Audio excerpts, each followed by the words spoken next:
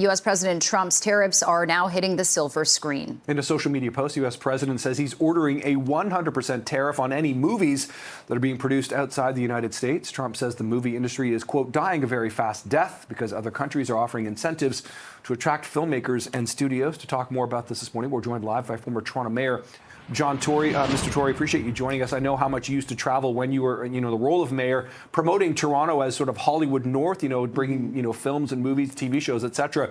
How concerned are you about this 100% tariff potential that Trump's talking about now? I think we should all be very concerned about it because it's 40,000 jobs, literally. I mean, if you think of all the people who are involved in making sets and costumes and providing food and, of course, the technical people and people in front of the cameras, it's a big deal here, a very big deal for us. On the other hand, it's typical of the way Mr. Trump operates that he's put this out, I'm sure not by accident, the day before our prime minister is going to visit the White House. And it's totally unknown as to how you would implement this, what it would apply to. It's very much like the auto industry. Films are produced in many different places. They're shot in different places. Post-production work happens in different places. And so I don't think any of that has been thought through, but it should be a source of very, very genuine concern because a lot of jobs depend on it, not just in Toronto, but in other parts of Canada as well. Mark Carney, the Prime Minister, is going to meet with President Trump tomorrow.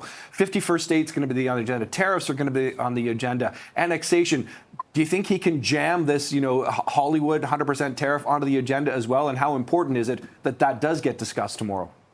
Well, he's done it. I mean, he's jammed it on there by making his social media post he could have made last week or the week before. And he's done it the day before the prime minister's coming. And so it's on the agenda. I think it's very important. And hopefully what the prime minister can do, and it's a tough menu that he's got in front of him, is to convince Mr. Trump that to just sort of willy-nilly do these things in the middle of the night when none of the details are sorted out, none of the impact. I mean, let's remember as well, a lot of people who watch and make successful American movies are in Canada and other countries because it's not just Canada this tariff applies to. So you have to hope that some sanity will prevail and that Mr. Carney is able, and I'm not trying to create too many expectations for him in one meeting, to pause a lot of this and say, look, does this all make sense?